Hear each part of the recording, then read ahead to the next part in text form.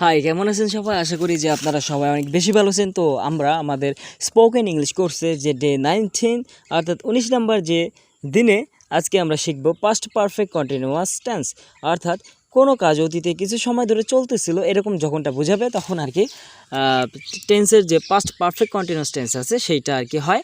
তো সেটার জন্য আমরা যে অ্যাফার্মেটিভ স্ট্রাকচার আছে, negative, yes question, no question, W S question in negative way, এই ছয় ফরম্যাটে আমরা শিখব। তো আমাদের যে অ্যাফার্মেটিভ স্ট্রাকচারটা আছে সেইটার স্ট্রাকচারটা হয় যে কোনো ধরনের সাবজেক্টের সাথে আপনারা অনায়াসে হ্যাড বসায় দেবেন, তারপর বিন প্লাস ভার্বের সাথে আইএনজি, তারপর টাইম দেবেন। ঠিক আছে, তো টাইম হিসাবে আমি এখানে ফর অ্যান আওয়ার নিয়ে আপনারা সিন্স মানে কোনো বেলা বুঝালে তো since morning, since night, since afternoon, since evening, এইভাবে আপনারা লাগাইতে পারেন সময়ের সাথে। যাই হোক, আমি আপাতত এটা আমি ফর অ্যান আওয়ার রাখি এখানে। তো সাবজেক্টের জায়গায় আপনারা যে কোনো ধরনের সাবজেক্ট, যেমন I you, we, they, name plus name, he, she, নেমের যে কোনোটা নিতে পারেন আপনারা, এখানে কোনো সমস্যা নাই। হ্যাডই বসবে যেটাই আপনি সাবজেক্ট নেন না কেন। তো আমরা ধরেন এখানে আমি আই নিই, ঠিক আছে। তো আই নিলাম। আই হ্যাড বিন ভার্বের সাথে আইএনজি, তাহলে আই হ্যাভ বিন ওয়াক, কী হবে? ওয়াকিং, আইএনজি যোগ হবে।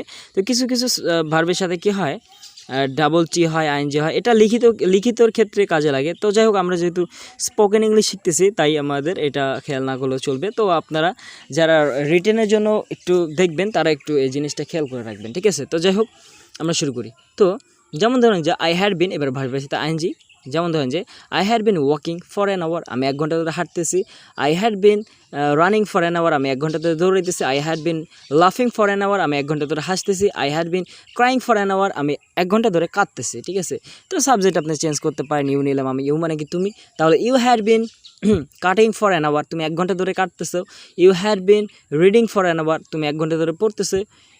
You had been fixing for an hour, তুমি 1 ঘন্টা ধরে ঠিক করতেছো, ঠিক আছে। এই জায়গায় আমরা এবার দে নিয়ে নিই, ঠিক আছে। দে মানে কি তারা, আপনারা জানেন।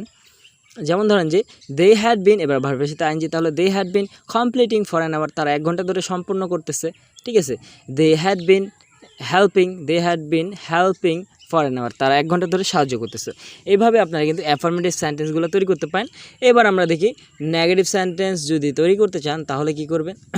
তাহলে সেটা কিন্তু খুবই ইজি। সেটা হলো, আমরা জানি যে অক্সিলারি ভার্বের খেলা এখানে আমরা এটার সাথে নটের কনস্ট্রাক্টেড ফর্ম এনকমাটি লাগাই দিলাম, তাহলে কিন্তু নেগেটিভ সেন্টেন্স তৈরি হয়ে যাবে। সাবজেক্ট হিসাবে আপনি যে কোনোটাই নিতে পারেন। তো আমি এখন আপাতত উই নিই। উই মানে কি আমরা, আপনারা জানেন। তাহলে we hadn't been watching for an hour, আমরা 1 ঘন্টা ধরে দেখতেছি না। We hadn't been working for an hour, আমরা 1 ঘন্টা ধরে কাজ করতেছি না। We hadn't been walking for an hour, আমরা 1 ঘন্টা ধরে হাঁটতেছি না। We hadn't been running for an hour, আমরা 1 ঘন্টা ধরে দৌড়াচ্ছি না। এবার ধরেন যে আমরা সিন্স লিখি, সিন্স,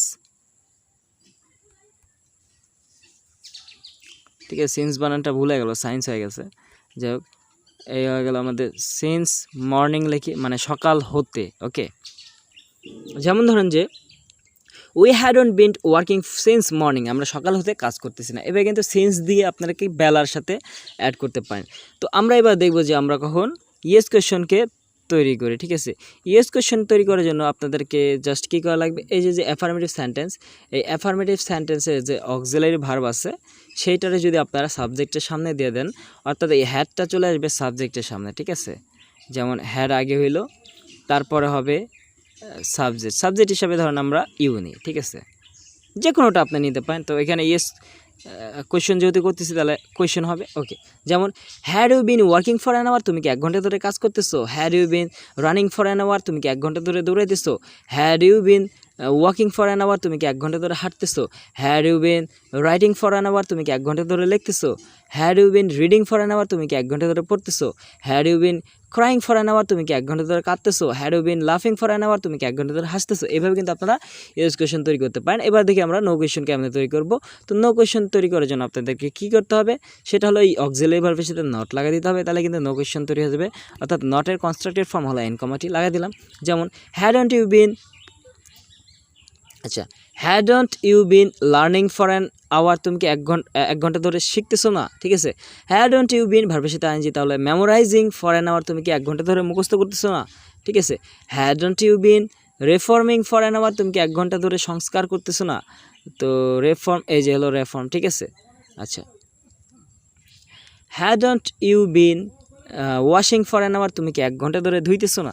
এভাবে কিন্তু আপনারা নেগেটিভ কোয়েশ্চেন তৈরি করতে পারেন। আর দেখেন এবার এই যে ডাব্লিউএস কোয়েশ্চেন তৈরি করার জন্য কি করতে হবে আপনাদের, ডাব্লিউএস কোয়েশ্চেন করার জন্য যে ইয়েস কোয়েশ্চেন আছে সেইটার আগে যদি আপনারা ডাব্লিউএস ওয়ার্ড লাগাই দেন তাহলে কিন্তু আমাদের ডাব্লিউএস কোয়েশ্চেনটা তৈরি হয়ে যাবে। যেমন আমরা লাগালাম ওয়াই মানে কি কেন আপনারা জানেন, তাহলে why had you been working for an hour, তুমি 1 ঘন্টা ধরে কেন কাজ করতেছো? Why had you been running for an hour, তুমি 1 ঘন্টা ধরে কেন দৌড়াইতেছো? Why had you been cooking for an hour, তুমি 1 ঘন্টা ধরে কেন রাঁধতেছো? Why had you been eating for an hour, তুমি 1 ঘন্টা ধরে কেন খাইতেছো? এভাবে কিন্তু আপনারা ডাব্লিউএস কোয়েশ্চন তৈরি করতে পারেন। এবার ডাব্লিউএস কোয়েশ্চনকে যদি আমরা নেগেটিভ ফরম্যাটে রূপান্তর করতে চাই তাহলে যে ডাব্লিউএস সেন্টেন্সের যে অক্সিলারি ভার্ব এর সাথে নট লাগাই দিলে কিন্তু আমাদের নেগেটিভ সেন্টেন্স তৈরি হয়ে যায়। প্রথম অক্ষর বড় হাতের হলে পরেরটা অবশ্যই ছোট হাতের।